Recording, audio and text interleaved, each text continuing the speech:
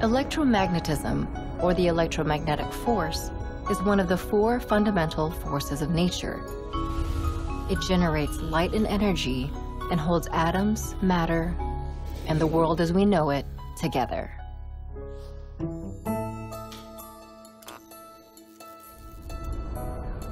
Electromagnetism is a branch of physics that studies the interactions between electric and magnetic fields. All matter has an electric charge, which can be positive, negative, or zero.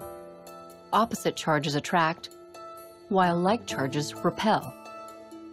These electric forces bring and hold atoms together. And when atoms gain a positive or negative charge through the transfer of electrons, a measurable electric field will form. If those electrically charged particles start to move, the field will become a flowing electric current and form a magnetic field around it. Under the right circumstances, interacting electric and magnetic fields can continuously produce and sustain one another. This generates an electromagnetic field that transmits waves of electromagnetic energy or radiation into space. The intensity of this radiation is determined by its frequency. These frequencies make up what's known as the electromagnetic spectrum. Near the middle of the spectrum is visible light, such as light emitted by stars, fireflies, and computer screens. On either side are invisible electromagnetic waves. On one end are long, low-frequency radio waves that broadcast television and radio signals, microwaves that carry telephone signals and cook food, and infrared waves emitted by fires. On the other are short, high-frequency wavelengths, ultraviolet, X, and gamma radiation. Unlike low-frequency waves, these waves can pass through the human body, making them useful for medical applications. While electromagnetism has daily applications, it's also the engine that drives the planet as a whole. Thousands of miles below the Earth's surface, a layer of liquid metals churn and flow. This generates electric currents that then produce magnetic fields that all together encompass the entire planet. Called a geodynamo, this process causes Earth's poles to attain positive and negative charges, turning the planet into a giant electromagnet. This phenomenon also creates a protective layer around the planet. It shields us from the most harmful radiation in space, leaving us to enjoy a world held together by the strange and fundamental force of electromagnetism.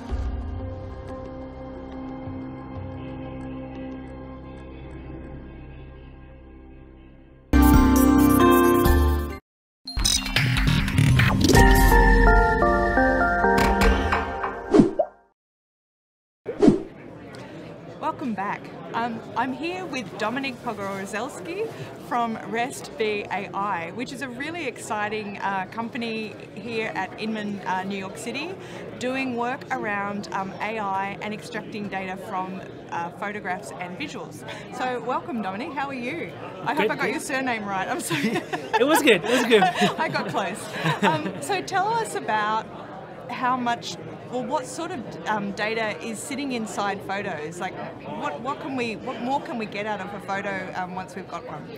I think it's a very good question, and that's, I think, one of the things that shocks me the most is that the real estate industry is sitting on millions of images. Yes. And as far as they know, for them it's just JPEG 1, JPEG 2, and JPEG 3. Yeah. They have no idea what's in these images, Yeah. what are these images, and there's a treasure trove of information in those images, Yeah. as you mentioned. So, you know, images can tell you things like the condition of the house, what specific features are in the house. You know, is there a kitchen island? Is there a granite countertop, or is it, you know, just a regular countertop?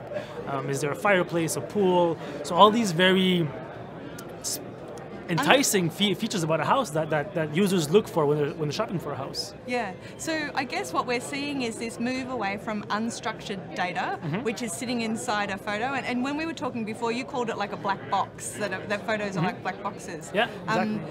and I'm a bit of a data geek, so this idea that you have something that before has been really flat and just a thing, but suddenly we can start to pull data out of it and then use those features like kitchen bench tops or European appliances, and then start to use them as the search criteria because that becomes part of the data feed, right? Exactly, and I love the way you put it. It's a way of structuring unstructured data. Extracting it from the images and then surfacing out to the user or the broker in order to then be able to control those images and basically regain control of their own images in order to help the home buying experience. And like you said, it's, imagine a scenario where you're searching for a home and you put in the criteria, I'm looking for a place in this neighborhood for this price and this square footage, and then you get the results of all your listings. And then you can take that a whole step further and add a whole visual layer to it, where you say, the user can say, well, I like to see these results by the kitchen photo. Or I like to filter it by a kitchen with a kitchen island that has a granite countertop, for example. And then you can really start engaging the users in a much more visual way, which is important because the home buying experience is a very emotional experience, right? And what better way to engage with humans on the emotional side than with visuals, videos? Because you really are going to start to search for something by what it looks like as opposed to what it sounds like in the description, aren't you? That's really, really cool. So, and I can't imagine ever that photos and have so much data in them, but I can't ever imagine a real estate agent on the planet who would sit down and type into it like a spreadsheet or into a data collection format all of the different bits and pieces in it. So tell us about restb.ai. How are you guys doing it? So we've built a proprietary artificial intelligence technology that basically scans the images and then does a bunch of different things. So it can then firstly, it can classify the image into the type of room that it is. So say this image is a kitchen, and then it can extract pertinent and relevant information from that image. So it can say that this image has a kitchen island, stainless steel appliances, dark cabinets, and a light hardwood floor, for example. So it can really go in and understand the content and the context of an image to then basically, as you said, structure that unstructured data. But it can also start to identify what kind of condition it's in too, can't it? As in whether it's in excellent condition or poor condition or things like that, which adds like another layer over the top because suddenly you can understand from the data, or you're suddenly starting to pull a data stream around what things might need to cost to repair, or things like renovators, and that, are you going to get a lot more stuff around that? Absolutely. And then that can also add, as I said, a different layer. You say, well, I'm looking for a fixer-upper. I'd love to buy a house, fix it, and then flip it. Well, then that has to do with the condition of the Or the I'm house. looking for a house, I just want to fix a kitchen. I'm okay fixing kitchens, but I don't want to do bathrooms, or I don't want to have to, add a back room or things like that on. So you're using AI to do a lot of this stuff. And you guys are still fairly new, aren't you? You've been around how long now? So the company was founded 3.5 years ago. So what I think is really exciting about the stuff you're doing is that you're making available to agents, like they're sitting on this really rich source of data, and in real estate it's all about, well, who owns the data? But the people who own the data are the people who can extract the data. So how do you guys work with brokerages or with franchise groups? So it's pretty simple. So a broker or franchise group or a CRM would basically just send us the image. That image gets processed through our AI, and then we send back the metadata in a JSON format to back to the source. So we don't store the data. We don't own the images. All that remains on the broker side. We just send back the information of here's what we picked up that we think is in this image. Wow. And so how long does it take to do all of that? It's less than a second per image. Wow, really? And you can do multiple images at a time. So you can go out, go as high as 100, 200, 400 images per second. Wow. If you want. And so who are you working with over here, or what kind of businesses are using you? So we're working with MLSs, with data providers such as Tribus, for example, one of the main data providers here in the US, working with FBS, the maker of Flex MLS, with photography companies like VHD. So it's really a broad spectrum of people who have some sort of touch point with images and who want to have that data to then use it for their own purposes. Yeah, fantastic. All right. Well, look, Dominik, thank you so much for your time. I think that's really fascinating that we're now that we're it's like we've sort of struck a seam of gold, isn't it? That it's been Absolutely. under our noses all this time, and we just haven't had the tools or the resources to extract the value out of it. But now suddenly, photography, which is like an inherent part of every real estate agent's toolbox, is going to start to be an amazing source of information that really enhances sort of the experience for buyers and sellers going forward, and I guess also becomes an asset that agents are sitting on that they can now get more value out of. Hopefully that's what we're striving for. Yeah, great. Fantastic. Dominik, thanks so much for your time. My pleasure. Thank you very much for having me.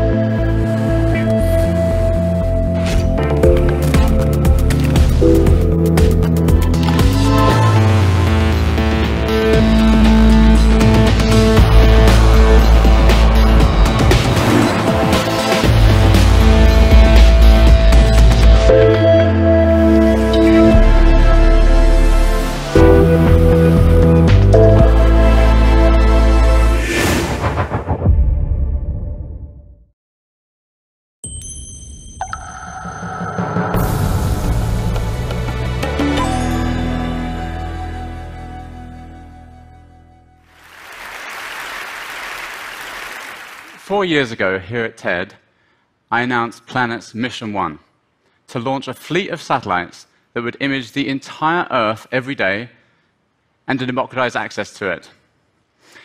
The problem we were trying to solve was simple. Satellite imagery you find online is old, typically years old, yet human activity was happening on days and weeks and months, and you can't fix what you can't see.